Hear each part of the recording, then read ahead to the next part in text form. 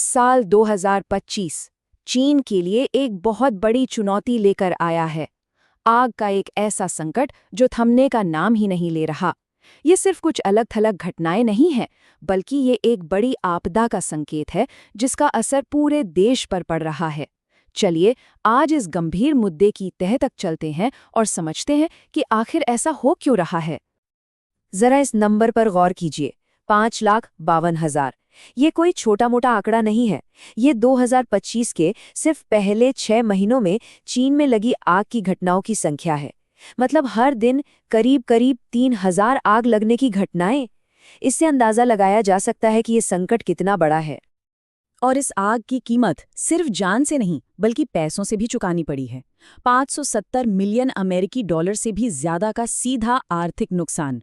और ये सिर्फ बिल्डिंग्स या प्रॉपर्टी का नुकसान नहीं है, ये उन छोटे कारोबारों, उन परिवारों की जिंदगी भर की बचत और उनके भविष्य का नुकसान है जो पल भर में धुएं में मिल गया।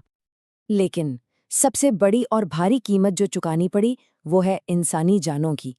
1,000 से ज्यादा, हाँ 1,000 से ज्यादा लोगों ने इन आग की घटनाओं में अपनी जान गंवा दी।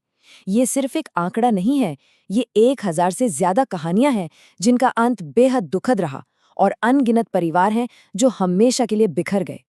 तो इन बड़े बड़े चौंकाने वाले आंकड़ों के पीछे असल में लोगों की कहानियां हैं।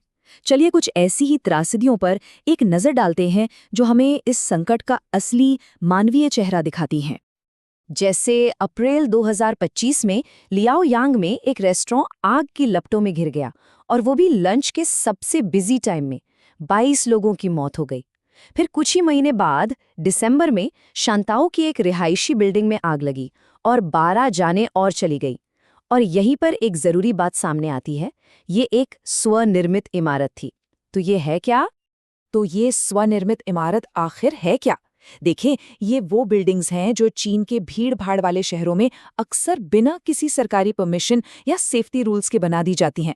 कल्पना कीजिए, ऐसी बिल्डिंग्स जहां आग से बचने का कोई रास्ता नहीं, बिजली की वायरिंग का कोई भरोसा नहीं और बनाने में भी सबसे सस्ता घटिया सामान इस्तेमाल हुआ हो। ये तो सच में मौत के कुएं जैसा है। तो ये सब हमें एक बहुत बड़े सवाल पर ले आता है। आखिर चीन में इतनी आग लगी क्यों रही है? ये सिर्फ कुछ बदकिस्मत घटनाएं नहीं है, इसके पीछे गहरी सिस्टेमिक वजहें हैं जिन्हें समझना जरूरी है। मतलब ऐसा क्या हो रहा है कि एक छोटी सी चिंगारी भी एक भयानक जानलेवा आग में तब्दील हो जाती है? वो कौन सी कमियां हैं जिनका फायदा उठाकर ये खतरा बार बार सिर उठा रहा है? तो इसके पीछे ना 4 बड़ी वजहें हैं। पहली, खराब इलेक्ट्रिक इक्विपमेंट, मतलब पुराने तार, घटिया क्वालिटी की वायरिंग जो कभी भी शॉर्ट सर्किट कर सकती है। दूसरी वजह, अनसेफ कंस्ट्रक्शन, जैसा हमने उन सेल्फ बिल्ड बिल्डिंग्स के मामले में देखा, जहां कोई नियम कानून ही नहीं है। तीसरा, रोजमर्रा के कामों में लापरवाही, जैसे खाना बनाते हुए या हीटिंग के लिए आग का इस्तेमाल करते हुए। और चौथा, घरों को ठीक कराते समय, रिनोवेशन के वक्त ऐसी चीजों का इस्तेमाल करना जो बहुत जल्दी आग पकड़ लेती हैं। जब ये सारी चीजें एक साथ मिल जाती हैं तो समझिए तबाही का एक परफेक्ट फॉर्मूला तैयार हो जाता है। अब जाहिर है, इतनी बड़ी त्रासदियों के बाद सरकार पर एक्शन लेने का दबाव तो था ही, और उन्होंने अपनी स्ट्रैटेजी में एक बड़ा बदलाव किया है। अब फोकस सिर्फ आग बुझाने पर नहीं, बल्कि आग को लगने से रोकने पर है। तो वो कर क्या रहे हैं? देखिए, सरकार ने एक डबल एक्शन प्लान बनाया है।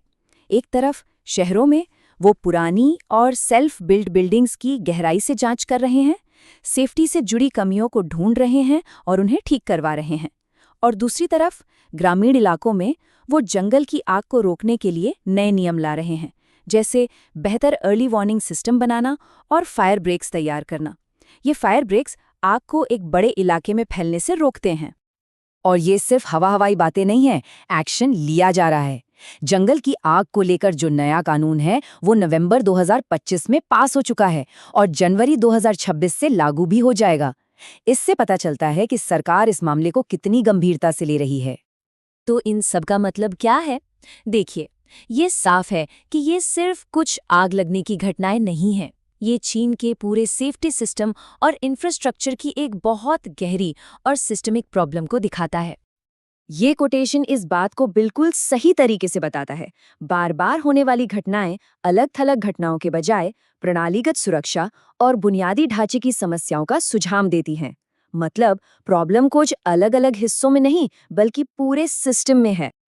ये संकट चीनी अधिकारियों के लिए एक बहुत बड़ी चुनौती बना हुआ है। उन पर अब पहले से कहीं ज्यादा दबाव है कि वो बिल्डिंग कोड्स को सख्त करें और अपने इमरजेंसी रिस्पॉन्स सिस्टम को बेहतर बनाएं। और ये ऐसी लड़ाई नहीं है जो एक रात में जीती जा सके। इसके लिए लगातार कोशिशें और लंबे समय तक चलने वाले समाधानों की जरूरत होगी। और ये हमें एक आखिरी और सबसे बड़े सवाल पर लाकर खड़ा कर देता है। ये सवाल सिर्फ चीन के लिए नहीं, बल्कि दुनिया के हर उस देश के लिए है जो तेजी से तरक्की कर रहा है। क्या विकास की इस दौड़ में हम इतने आगे निकल रहे हैं कि सुरक्षा पीछे छूटती जा रही है? क्या रोकथाम के उपाय हमेशा जोखिमों से एक कदम आगे रह सकते हैं? ये एक ऐसा सवाल है जिसका जवाब ढूंढना हम सभी के लिए बहुत जरूरी है।